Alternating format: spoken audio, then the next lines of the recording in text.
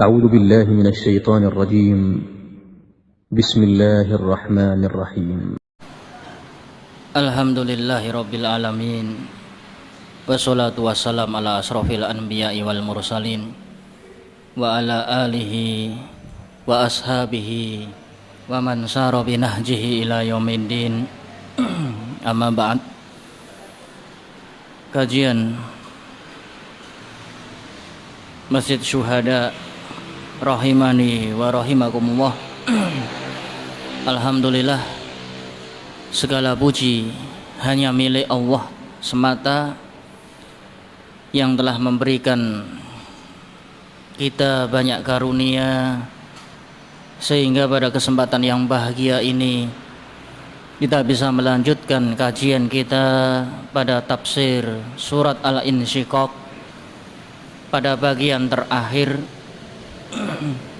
di mana kemarin kita telah membahas tentang dua kondisi orang-orang yang beriman menerima catatan amal mereka dengan tangan kanan, sedangkan orang-orang yang kafir menerima catatan amal mereka dengan dari belakang punggung-punggung mereka. Sehingga orang yang demikian ini akan mengalami proses hisab yang susah, hisab yang berat hingga membawa kepada kecelakaan. Wa yasla sa'ira. Orang-orang yang kafir akan ditempatkan pada api-api yang menyala-nyala di dalam neraka sa'ir. Hal tersebut Allah Subhanahu wa taala ungkapkan kenapa mereka bisa masuk ke dalam neraka sa'ir. Innahu dhanna allayyahur, karena keyakinan mereka yang keliru bahwasanya mereka hidup di dunia ini hanya sekali saja. Mereka menganggap mereka tidak akan dibangkitkan, dihidupkan setelah mati-mati mereka. Maka ketahuilah bahwasanya Allah adalah zat yang maha melihat kelakuan-kelakuan para hambanya. Ikhwati fillah rahimani wa rahimakumullah. Kemudian pada kesempatan yang bahagia ini di dalam surat Al-Insyiqaq ayat 16, Allah Subhanahu wa taala berfirman, "Fala uqsimu bisyafaq." Maka sungguh aku bersumpah dengan cahaya merah di ufuk barat di waktu senja. Cahaya ini setiap hari pasti muncul, karena cahaya merah ini terjadi karena adanya proses, adanya sebab akibat, di mana matahari ketika itu dalam kondisi tenggelam dari permukaan bumi, sehingga muncul cahaya merah di ufuk barat. Dan Allah bersumpah, aku bersumpah dengan cahaya merah yang di ufuk barat di senja hari, di sore hari. Sumpah ini Allah sumpahkan sebagai pembelajaran kita, orang-orang yang beriman ataupun umum kepada semua umat manusia. Karena kejadian ini selalu dilihat, dipandang, disaksikan oleh semua makhluk. Ketika sore hari, ketika senja, ketika perpindahan waktu antara siang berubah ke malam, pasti muncul cahaya merah. Dan cahaya merah tersebut datang dikarenakan adanya pergeseran waktu, perpindahan waktu, waktu berputar. Dan di sana menunjukkan ada Sang Khalik pencipta alam semesta ini, adanya Tuhan yang mengatur alam semesta ini, yang setiap hari akan berjalan terus berjalan hingga waktu yang ditentukan. Fala uqsimu bisyafaq, maka sungguh aku bersumpah dengan cahaya merah di senja hari. Bukan di situ saja, kemudian Allah bersumpah berikutnya, walaili wa ma wasaq, dan aku bersumpah dengan malam apabila telah menyelimuti bumi. Tadi siang hari semua serba jelas, semua serba nampak, karena memang adanya cahaya matahari, adanya peredaran matahari. Namun ya, yang namanya siang akan berakhir pada waktu yang telah Allah putuskan, tidak akan pernah meleset walaupun 1 detik. Bila Allah menghendaki sesuatu, maka terjadi sebagaimana yang Allah kehendaki. Idza arada syai'an ayyaqula lahu kun fayakun. Ini sebagai bukti pembelajaran kita umat manusia, baik yang beriman ataupun bahkan orang yang tidak beriman, semua menyaksikan kejadian ini. Yang tadinya siang terang benderang berubah tiba-tiba menjadi gelap gulita, seperti saat yang kita pandang di luar sana, ya, di perjalanan, ya, menjelang maghrib hingga datang waktu isya adalah muncul cahaya merah, karena cahaya itu adalah sisa-sisa dari cahaya matahari yang redup, yang tenggelam, yang berpindah ke sebelah yang lainnya, sehingga berganti antara waktu siang dan malam. Dan demi malam hari bila mana menyelimuti bumi, sehingga semua serba tertutup, semuanya serba gelap. Yang tadinya manusia beraktivitas mungkin di siang hari, satu persatu mereka memasuki rumah-rumah mereka. Dari hewan-hewan yang tadinya siang hari bertebaran di muka bumi, mereka mulai beristirahat. Maha suci Allah yang menjadikan siang dan malam.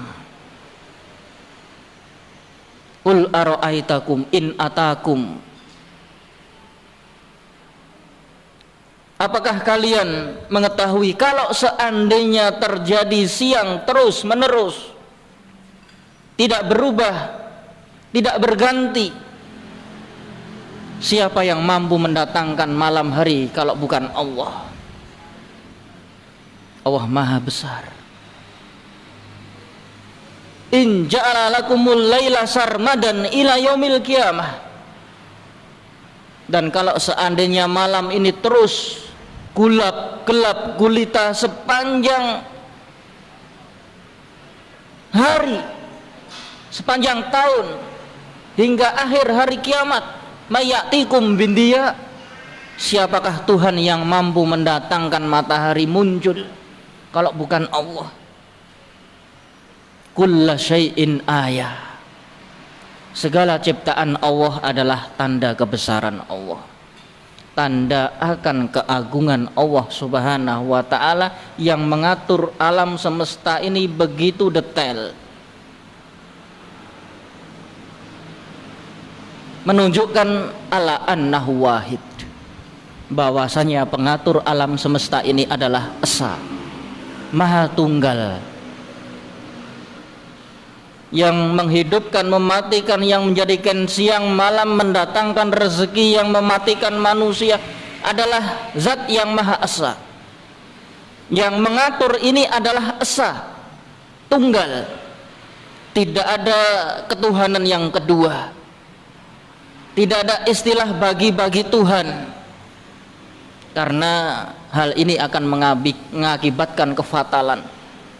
Kita bisa mengambil pelajaran suatu negeri, suatu perusahaan, suatu rumah bila dipimpin oleh dua pemimpin, dualisme, maka akan tarik ulur antara kebijakan dengan kebijakan yang lain. Satunya ingin mengganti A, satunya ingin mengganti X. Satunya menetapkan ini, satunya tidak menetapkan, tidak merubah. Terus adanya dualisme, apalagi adanya 3 Tuhan atau 4 Tuhan atau 10 Tuhan. Alam ini akan hancur bila diatur lebih dari 1 Tuhan. Satunya ingin menerbitkan matahari, satunya dah biar jangan terbit dulu, tunda 10 jam lagi. Satunya ingin mendatangkan malam, satunya sudah munculkan matahari di tengah malam saja. Adanya dualisme, trilisme, ya, ini menunjukkan tadullu ala annahu wahidu. Semua yang kita saksikan di permukaan bumi, di langit, ya, gugusan bintang dan seterusnya menunjukkan bahwasanya Tuhan adalah esa, yaitu Allah tabaraka wa ta'ala. Hanya Allah yang menghidupkan, mematikan, yang menciptakan langit dan bumi, yang menyuburkan bumi dan menggersangkan planet lain, yang menurunkan hujan dan mencegah hujan, yang mendatangkan rezeki, yang mencabut rezeki, yang membawa rahmah, yang menurunkan adab. Semua adalah Allah subhanahu wa ta'ala. Dan ini adalah agama fitrah. Agama fitrah. Islam adalah agama fitrah. Yang hakikatnya ketika orang Arab, ya, diingatkan akan ciptaan-ciptaan Allah, ya, wa idal jibal, ya, melihat afala yang duru ilal ibili kaifa khuliqat wa ilas samai kaifa rufiat wa ilal ardi kaifa sutihat fadzakir. Perlihatkan, berikan gambaran yang konkret bagaimana langit bisa naik tinggi ke atas, bumi menjadi hamparan padahal bulat. Di sana ada daratan, ada lautan, ada gunung, terlihat indah. Maka ingatkan akan keindahan alam semesta ini.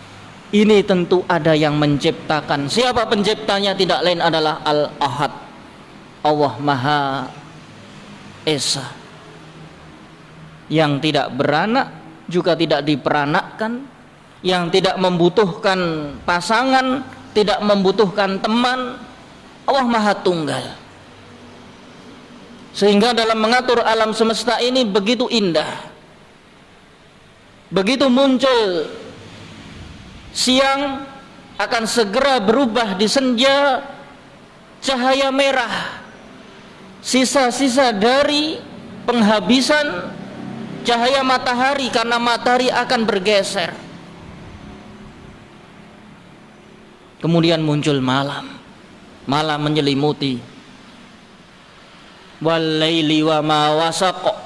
Dan apabila malam telah menyelimuti permukaan bumi hingga menjadi gelap gulita, kita di malam hari butuh adanya lampu, adanya lilin, adanya cahaya pembantu.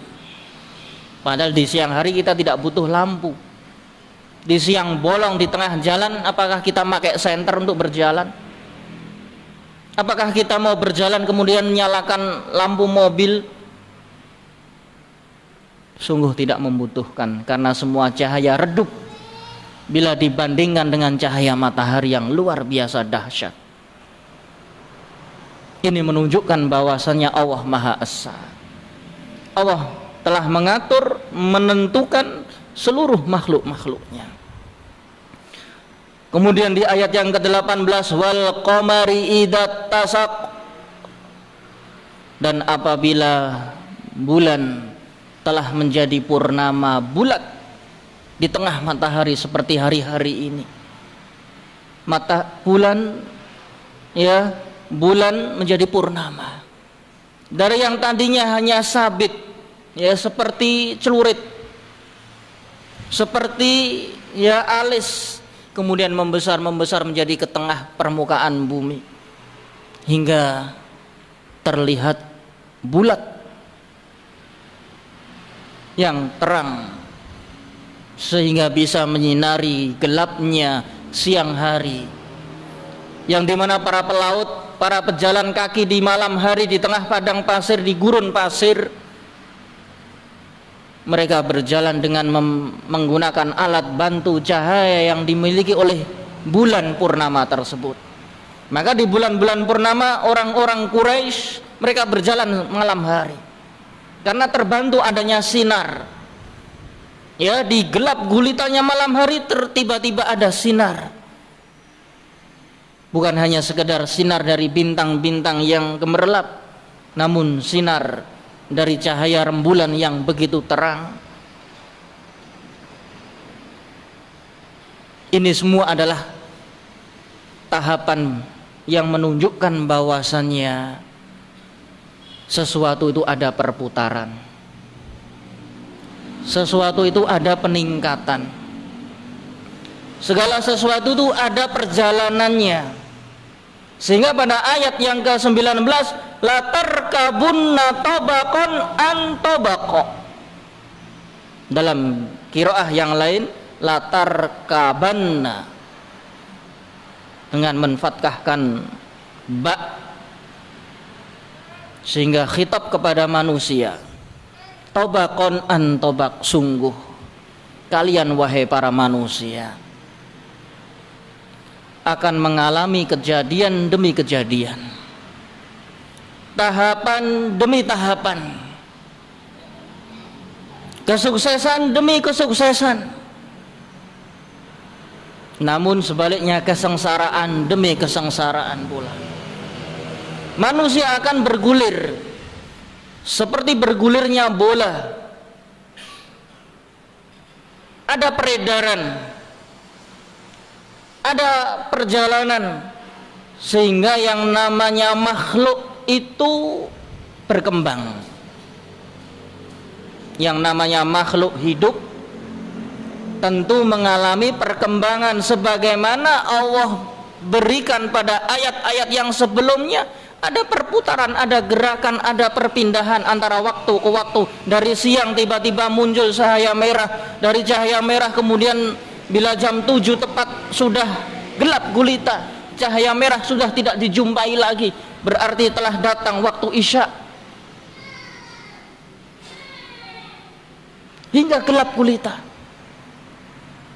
Tatkala gelap gulita Allah munculkan bulan dari yang kecil sabit hingga menjadi purnama, dari purnama kembali lagi mengecil seperti sabit. Ini menunjukkan bahwasanya manusia itu di dalam kehidupannya mengalami perjalanan-perjalanan, peningkatan-peningkatan, tahapan demi tahapan. Tidak ada yang lahir ceprot sudah beringosen jenggoten tua, lahir sudah mbateken misalnya, tidak ada. Ini mengingatkan akan hadis dari Rasulullah SAW, namun hadisnya lemah, namun maknanya benar. Di mana manusia tercipta dari pasangan ayah bunda. Ya, seorang lelaki yang tadinya jejaka, kemudian kenal dengan perempuan, ya, perawan, hingga Allah temukan jodoh, hingga sukses menikah.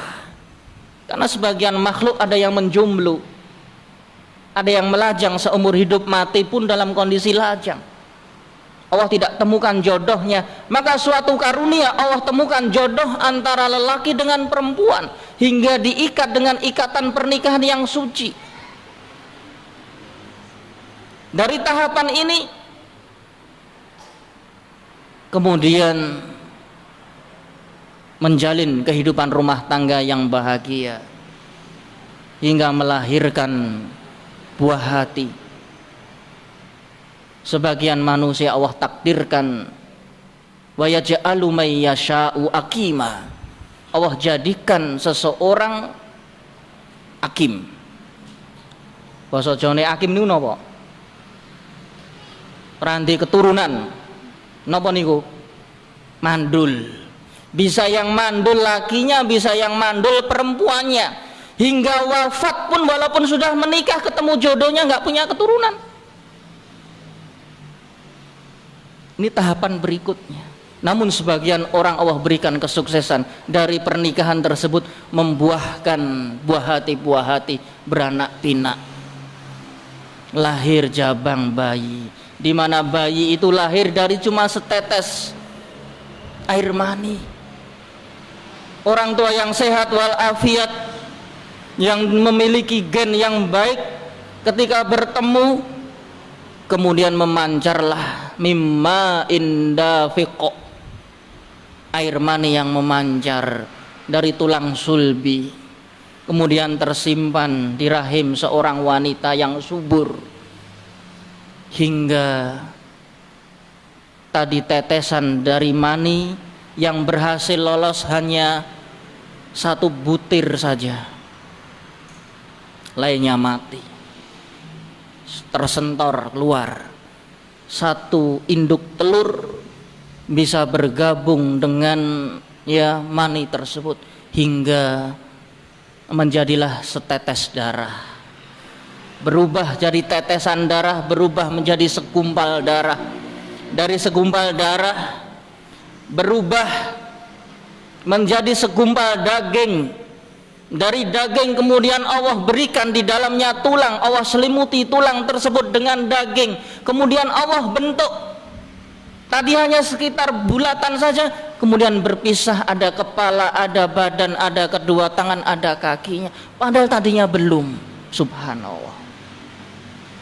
Tahapan-tahapan manusia lahir dalam kondisi fitrah, tidak ada kurang suatu organ apapun kecuali yang cacat, karena sebagian bayi Allah takdirkan dalam kondisi cacat, namun kebanyakannya fitrah. Punya 2 mata, 2 telinga, punya 2 tangan, 2 kaki, 1 kepala. Nggak ada yang kepalanya 5 misalkan, atau kepala 10, doso muko misalkan. Mungkin walaupun ada, namun sangat jarang.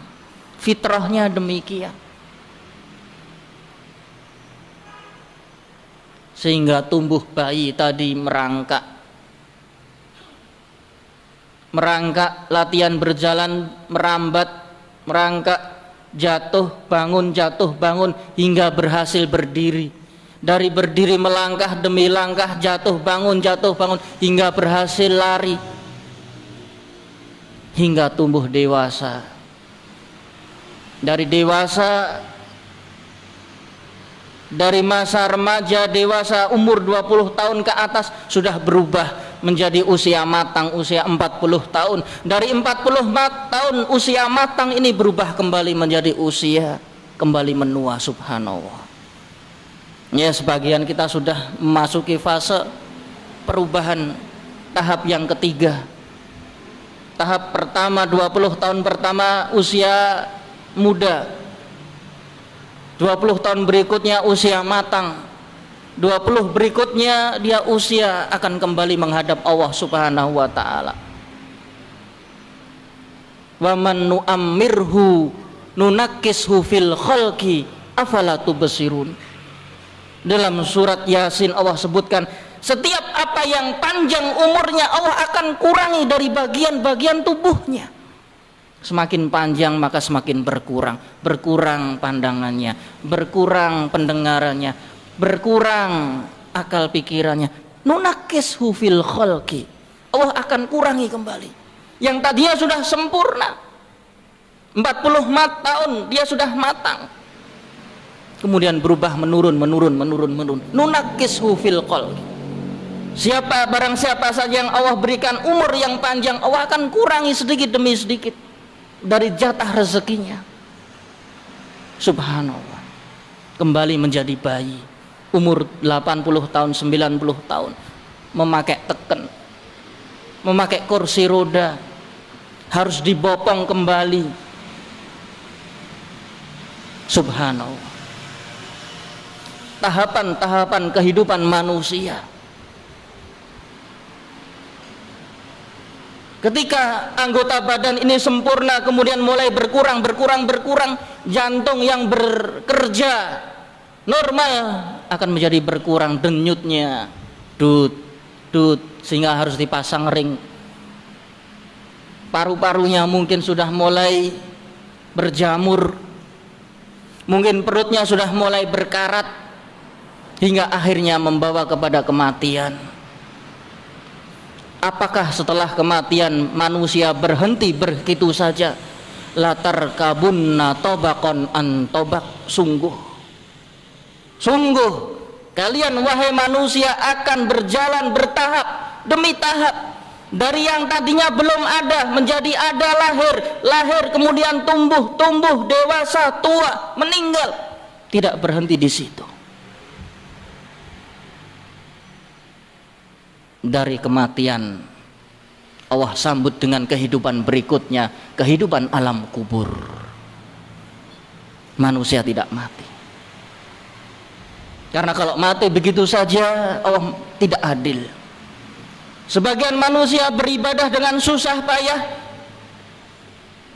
hancur begitu saja dengan kematian, cutel, the end.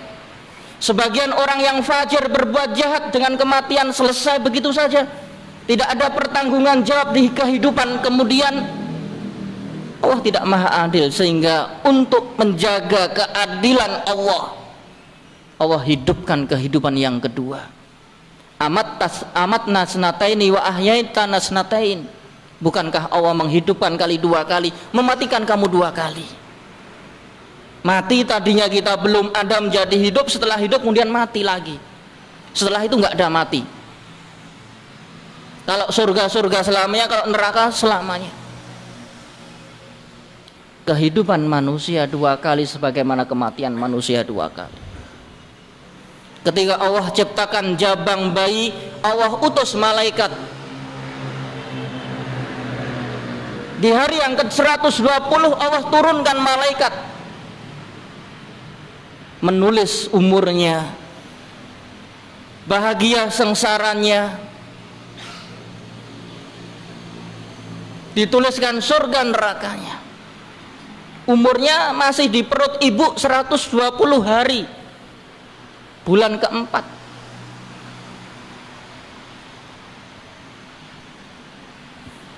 Setelah lahir Allah kirim malaikat lagi, malaikat penjaga di kanan dan di kiri, kiraman katibin ya'lamuna ma taf'alun, innal abrara lafi na'im wa innal fujjara lafi jahim. Malaikat datang menulis catatan kebaikan, catatan keburukan, hingga dia wafat.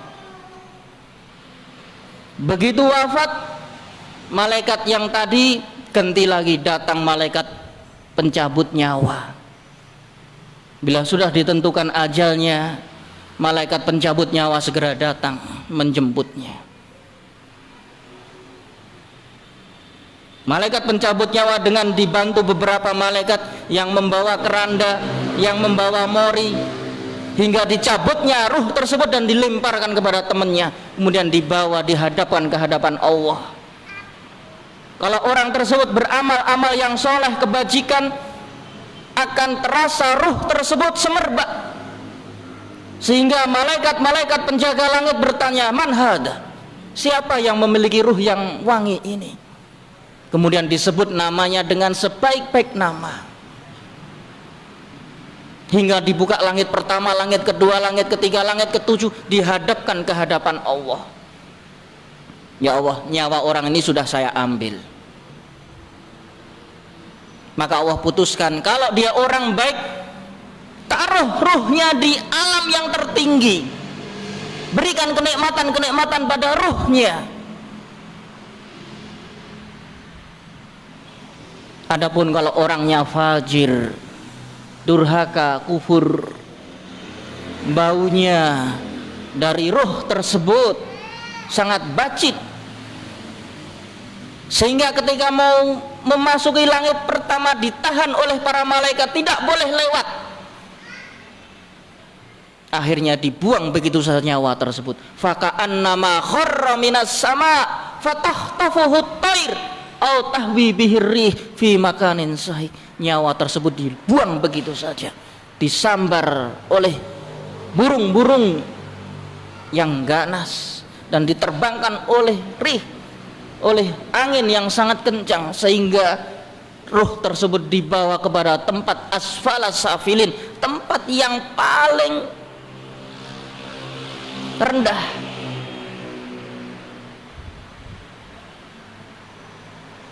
Maka setelah itu nyawanya dikembalikan ke jasadnya, didatangi lagi malaikat berikutnya, malaikat fitnah, malaikat penanya alam kubur.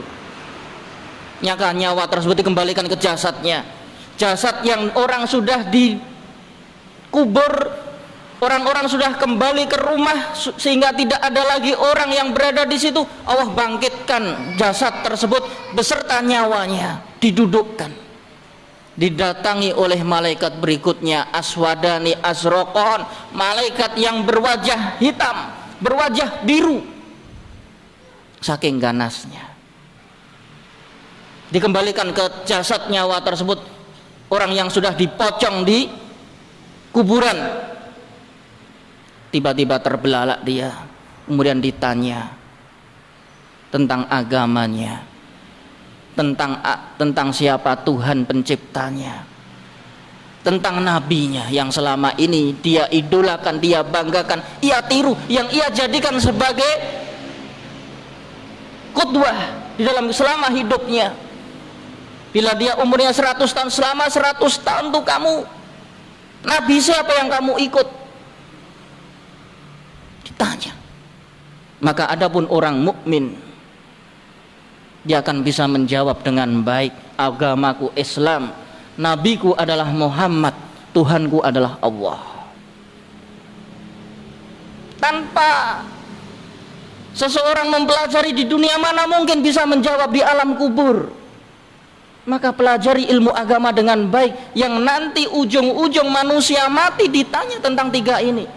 Tidak lebih yang lain, tidak ditanya tentang jabatanmu apa, anakmu berapa, istrimu berapa, siapa Tuhanmu, siapa nabimu, apa keyakinanmu selama kamu hidup, pedoman kehidupan selama kamu diberi nyawa di dunia, apa pedoman hidupmu? Agamaku Islam, keyakinanku Islam. Adapun orang munafik, orang kafir, setiap pertanyaan mengatakan la adri.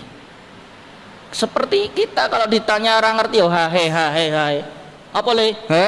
Apa? Gebuk malaikat, jeder. Ya. Setiap pukulan dari malaikat terdengar teriakannya oleh semua makhluk kecuali jin dan manusia. Maka kalau naruh kuda atau hewan ternak atau apa saja di kubur yang barusan ditinggal pergi oleh para pelayat, akan mencret tuh hewan karena mendengarkan teriakan-teriakan yang berada di bawahnya, disiksa. Teriakannya dikatakan oleh Rasulullah terdengar semua makhluk kecuali jin dan manusia. Kalau jin manusia diberi kekuatan untuk mendengar, dia semua manusia akan beriman. Tidak ada yang kufur lagi karena menyaksikan apa yang terjadi di alam kubur.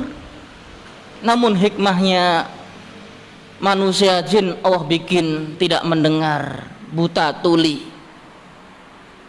sehingga itu sebagai ujian apakah dia percaya akan azab kubur atau tidak. Setelah azab kubur, kemudian masa penantian hingga tegak hari kiamat, alam barzakh. Kalau tadi alam rahim, alam dunia, kemudian alam barzakh. Begitu waktu yang sudah ditentukan, Allah perintahkan malaikat untuk meniupkan sangkakala yang kedua. Maka bangkit manusia, terjadilah hari kebangkitan. Manusia bangkit dalam kubur-kubur mereka. Setelah bangkit, mereka digiring ke padang mahsyar, hari berkumpul. di mana dikumpulkan seluruh manusia yang pertama hingga yang terakhir, Adam alaihissalam hingga manusia yang menyaksikan kejadian hari kiamat, dibangkitkan kembali untuk dikumpulkan. Setelah mahsyar, maka di situ ada pemberian catatan-catatan amal dan akan ada hisab. Fasaufa yuhasabu hisaban yasiro.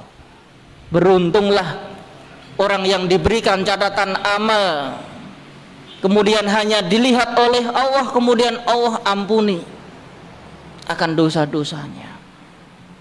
Namun ketika seorang mengambil catatan amal dari belakang punggungnya dan dia dicecar dengan pertanyaan-pertanyaan, maka kata Rasulullah, man nukisal hisab udzib. Barang siapa yang dicecar dengan pertanyaan-pertanyaan di hari hisab, dia akan diazab. Pasti dia celaka, pasti dia binasa. Karena kalau Allah mengampuni, Allah tidak akan menanyakan secara mendetail, karena Allah telah tutup dosanya ketika di dunia. Setelah padang mahsyar adanya hasyr, adanya hisab, kemudian proses penimbangan amal. Walaupun dari situ sudah jelas siapa yang binasa, siapa yang masuk surga, namun masih diperketat lagi dengan ditimbang. Mana catatan baiknya, mana catatan buruknya, ditimbang sehingga mata semua orang melihat. Kamu masih penasaran? Walaupun sudah dihisab kelihatan orang yang masuk surga, masuk neraka, namun untuk lebih bijaknya Allah Maha Adil, ditimbang lagi amal catatnya. Maka kalau orang-orang yang beruntung catatan amal kebaikannya lebih berat daripada kesalahan-kesalahannya. Proses penimbangan yaumul mizan, ditimbang catatan amal. Setelah penimbangan kemudian manusia diperintahkan berjalan menyeberangi jembatan Qantharah, jembatan yang membentang di muka neraka. Bawahnya neraka, atasnya jembatan. Jembatan tersebut lebih tajam daripada mata pedang, lebih halus daripada rambut kita. Ada orang yang menyeberanginya seperti angin berlalu kencang, ada yang seperti pacuan kuda, ada yang lari cepat, ada yang berjalan, ada yang berangkang, ada yang jatuh. Khudish, maka barang siapa yang merangkak dia akan terjungkal dengan kalalib, jangkar-jangkar yang berada di atasnya, sehingga dia binasa jatuh ke neraka. Adapun orang yang selamat dari permukaan neraka jahanam tersebut masih melewati satu fase lagi, al-qisas, peristiwa balas membalas tentang kejadian-kejadian dunia. Di situ orang yang pernah menganiaya akan dianiaya serupa. Orang yang pernah memukul akan dipukul. Proses pengadilan di akhir ujung dari Qantharah tersebut, sehingga sebagian orang ada yang akhirnya masuk neraka terlebih dahulu karena dosa-dosanya terlalu banyak bersama orang lain. Amalan kebaikannya banyak, namun sudah habis untuk menutup kezaliman-kezaliman yang pernah ia lakukan, sehingga dikatakan oleh Rasulullah SAW, atadri manil muflis, siapakah orang yang bangkrut? Ya Rasulullah, orang yang bangkrut adalah orang yang memiliki harta, kemudian harta tersebut tidak mencukupi untuk akses kehidupannya. Bukan itu yang saya tanya. Yang saya maksud adalah bangkrut di akhirat. Maka dijelaskan oleh Rasulullah SAW, bangkrut di akhirat adalah orang yang dahulu beramal soleh sangat banyak, sholatnya baik, puasanya baik, sedekahnya baik, berbuat baik kepada orang tua, namun dosanya juga banyak. Dorobahada, dia pernah memukul ini, mencaci ini, memfitnah ini, sehingga masing-masing dari kezaliman-kezaliman tersebut harus ditebus dengan pahala-pahala dia. Pahala dia menggunung, namun dosanya juga menggunung. Bila pahalanya sudah habis, maka keburukan dari orang-orang yang dianiaya, yang dizalimi akan diambil, ditumpahkan kepada orang yang menzalimi ini, sehingga dia membebani dosa, sehingga dia terpaksa masuk neraka. Inilah orang yang bangkrut di akhirat. Pahalanya banyak, namun dia tidak bisa menjaga lisan, tidak bisa menjaga tangan, sehingga dia menzolimi banyak pihak, yang akhirnya kebaikannya habis untuk menebus dosa. Itulah orang yang bangkrut. Naudzubillah, naudzubillah. Sehingga setelah itu masuk imma surga imma neraka. Latar kabunna tobakon antobak. Ini kejadian demi kejadian yang nanti kalian alami, sebagiannya sudah kalian lakukan. Maka terus hingga ajal menjemput, hingga hari kiamat, kejadian ini demi kejadian, tahapan ini demi tahapan akan kita lalui semua. Fama lahum la yu'minun. Namun sayang, kenapa orang kebanyakan manusia tidak beriman kepada Allah? Padahal sudah jelas digambarkan adanya siang, adanya malam, adanya cahaya merah di ufuk barat. Kemudian bila malam telah menyelimuti, apabila bulan menjadi purnama, ini semua adalah tanda akan kebesaran Allah. Allah Maha Esa. Namun kenapa manusia banyak yang mensekutukan Allah? Mereka diberi rezeki oleh Allah namun bersyukur kepada selain Allah. Manusia diberikan keselamatan oleh Allah namun bersyukurnya kepada selain Allah. Bersyukur pada laut, bersyukur kepada bumi, bersyukur kepada penjaga gunung, bersyukur kepada pohon-pohon dan seterusnya. Naudzubillah. Fama lahum la yu'minun. Apa yang menghalangi mereka untuk tidak beriman kepada Allah saja? Padahal jelas mereka hidup yang menghidupkan Allah. Mereka miskin, Allah yang bikin dia kaya. Mereka sakit, Allah berikan kesembuhan. Namun kenapa manusia itu ketika bersyukur ternyata tidak bersyukur kepada Allah?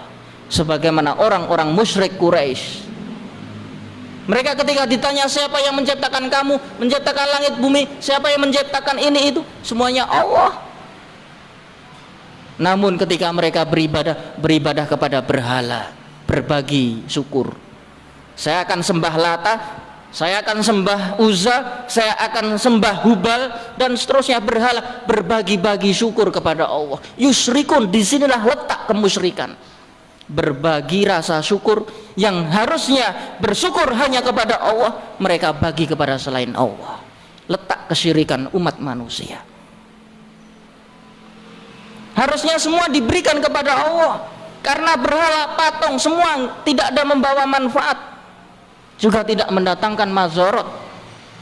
Sebagian beribadah pada jin, sebagian beribadah kepada matahari, sebagian beribadah kepada bulan, sebagian beribadah pada kegelapan. Apa yang diciptakan dari kegelapan? Apa yang bisa dihadirkan oleh para jin, syaitan dan seterusnya? Allah lah yang maha penguasa, Allah lah raja di raja. Kenapa mereka bersyukur kepada selain Allah? Disinilah letak kemusyrikan anak cucu Adam. Ketika sakit, ketika melarat, ketika musibah, mereka berteriak kepada Allah. Tidak ada yang pernah berteriak, wahai ratu lautan, wahai penunggu gunung, Tidak ada. Karena penunggu gunungnya juga melayu ketika gunungnya meledos. Ketika terjadi tsunami, penunggu, jen-jen penunggu lautan juga lari bertunggang langgang, karena itu azab datang dari Allah. Siapa yang mampu menahan azab Allah bila Allah berkehendak? Kenapa mereka meminta kepada penunggu laut, penunggu pohon, penunggu gunung, penunggu ya sedekah bumi, sedekah ini, sedekah? Bentuk kemusyrikan yang tidak difahami oleh umat manusia. Harusnya meminta kepada Allah, bersyukur kepada Allah. Fama lahum la yu'minun. Apa yang menghalangi mereka menjadi tidak bersyukur hanya kepada Allah? Mereka menduakan Allah, mereka berbagi kepada selain Allah. Apa? Ini yang sejak zaman dahulu ya, praktek-praktek kemusyrikan terjadi pada umat manusia. Wa idza quri'a alaihimul qur'anu la yasjudun. Dan apabila dibacakan kepada mereka ayat-ayat Al-Qur'an, mereka tidak mau sujud, tidak mau tunduk, tidak mau patuh. Mendengar namun tidak dilaksanakan. Mendengar, dia mendengar namun tidak dicamkan. Sehingga kafirnya orang kafir bukan dia berarti dia tidak faham Al-Quran. Mereka faham, mereka tahu isi dari Al-Quran. Al-Quran menyeru hanya ibadah kepada Allah. Namun apa yang menjadi mereka la yu'minun? Istikbaron, karena rasa kesombongan yang menempel di hatinya. Fir'aun ketika diingatkan oleh Musa, faham, tahu bahwasanya Tuhan adalah Allah, namun dia sombong, merasa besar, dan hatinya tertutup kesombongan. Wajahadu biha wastaiqonatha anfusuhum dulman wa uluwah. Ingkar. Asal muasal kafirnya manusia adalah ingkar kepada Allah. Dia tahu Allah mencipta. Tanya orang Nasrani, orang Yahudi, orang aliran kesesatan, siapa pencipta alam semesta? Allah. Ya, saya memiliki juga, dia ya non Islam. Ketika ditanya, kalau ketika suatu ada yang ucapannya alhamdulillah, ya, dia sebetulnya tahu, ya, namun ingkarnya dia kepada Allah dalam beribadah hingga menghalangi mereka, dan mereka sombong sehingga mereka tidak mau beriman sepenuhnya kepada Allah. Maka ayat ini dikatakan oleh ahli tafsir adalah mawadi'us sujud, tempat-tempat sujud. Sebagaimana di awal sudah diterangkan di asbab, ya, bahwasannya Rasulullah SAW membaca surat ini ketika waktu Isya, beliau pun sujud. Namun perlu diperhatikan, berkata Al-Imam Ibnul Arabi rahimahullah, beliau berkata, selama menjabat imam, saya meninggalkan membaca bacaan-bacaan ayat sujud. Khawatir ketidakfahaman manusia, di mana bila aku baca kemudian sujud, maka orang-orang awam akan mengatakan ini sholat apa.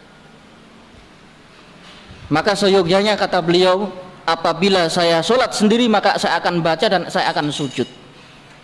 Namun ketika saya berhadapan dengan para manusia, kalau seandainya saya membaca ayat-ayat sujud kemudian saya tidak sujud, tentu ini menyalahi. Maka langkah yang tepat saya lakukan, kata beliau, saya meninggalkan bacaan ayat-ayat sujud. Meskipun ya tetap adanya pembelajaran, umat ini diajari bahwasanya ada ayat-ayat sujud yang disunahkan untuk sujud, ya, karena manusia butuh ilmu yang semua kita tidak tahu, namun menjadi tahu. Namun ketika menjadi seorang pemimpin, hendaknya menjauhi kondisi-kondisi yang tidak difahami oleh manusia, hingga tidak menimbulkan fitnah, tidak menimbulkan pertanyaan. Kemudian balil ladina kafaru yukadzibun. Namun lagi-lagi orang kafir senantiasa mendustakan ayat-ayat Allah. Padahal ayat Allah baik Qur'aniyah maupun kauniyah jelas. Orang-orang non-Islam pun tahu isi Al-Quran secara global. Isinya mengajak manusia hanya beribadah kepada Allah. Wallahu a'lamu bima yu'un. Dan Allah Maha tahu terhadap apa-apa yang mereka sembunyikan di dada-dada mereka. Orang kafir memiliki ciri khas ingkar kepada Allah dan berbuat sombong di hatinya. Maka Allah Maha tahu. Bahkan sebelum Allah ciptakan, Allah sudah Maha tahu mana yang bakal beriman, mana yang tidak akan beriman. Siapa yang saja yang memasuki surga, siapa saja yang bakal dijebloskan ke neraka. Wallahu a'lamu bima yu'un. Allah Maha tahu. Sebelum kejadian sesuatu, Allah Maha tahu. Sehingga yang namanya ilmu yang meliput sedemikian rupa hanya milik Allah, dan tidak ada makhluk yang tahu apa yang terjadi hari esok, rezeki apa yang akan datang kepada kita, musibah apa, kapan kita mati, kapan kiamat. Itu hanya ilmu-ilmu yang Allah khusus ketahui. Sehingga dalam ajaran Islam sepakat, barang siapa yang menyerukan ilmu gaib maka dia kafir. Karena apa? Yang tahu hanya Allah. Maka termasuk dukun peramal, dia bukan Islam. Dia tahu dari mana? Dia Tuhan atau hantu? Sehingga iddia al-ilmul ghaib di dalam ajaran Islam kufur. Wah, saya tahu besok mau kejadian ini, besok si fulan mati di sini. Kufur orang semacam ini. Dia kufur dan dia kafir. Karena menyerukan ilmu ghaib, la ya'lamuha illallah, yang semua itu tidak ada yang tahu kecuali hanya Allah saja. Wa ma tadri nafsun mada taksibu goda, wa ma tadri nafsun bi ayyi ardin tamut. Apa yang terjadi esok hari, manusia bakal mati di mana. Terus hal-hal yang belum terjadi hanya menjadi rahasia Allah. Kalau ada orang yang mengungkap atau berusaha untuk mengungkap, dia kafir. Dia berarti tidak percaya kepada Allah, atau justru dia mengklaim dirinya Tuhan. Maka walaupun dia beragama Islam, dia non-Islam. Karena Islam memerangi hal ini, melarang membicarakan esok hari. Ya, wallahu a'lamu, Allah yang paling tahu. Nabi saja tidak tahu kalau tidak diberitahu oleh malaikat yang Allah memberitahunya dari malaikat tersebut. Nabi tidak tahu, malaikat juga tidak tahu. Kalau tidak diberitahu oleh Allah, tidak diperintah oleh Allah, tidak ada yang tahu. Tidak ada yang tahu. Maka semua ilmu ghaib hanya milik Allah. Qul la ya'lamul ghaiba man fis samawati wal ardi illallah. Katakan wahai Muhammad, tidak ada yang tahu hal yang gaib di langit di bumi kecuali hanya Allah, titik. Ada orang yang menyeru dia tahu gaib, dia bukan Islam. Lusinan ayat yang menyatakan bahkan ratusan hal yang gaib itu tidak ada yang tahu kecuali Allah. Sehingga orang tidak boleh menerka-nerka, meraba-raba, meramal, tidak boleh. Bukan ranah ramal meramal. Manusia diperintahkan ikhtiar dan berhusnudzon kepada Allah. Ikhtiar, kamu berikhtiar, berusaha maksimal, kemudian kamu pasrah kepada Allah apa hasilnya. Maka sesuatu yang gaib hanya milik Allah saja. Fabashirhum bi'adzabin alim. kabarkan kepada mereka gembira. Kabar gembiranya apa? Berupa adab yang pedih. Subhanallah. Kabar gembiranya saja bagi orang yang kafir adabnya pedih. Bagaimana sengsaranya? Luar biasa. Ini kenapa? Karena hati-hati mereka yang kotor.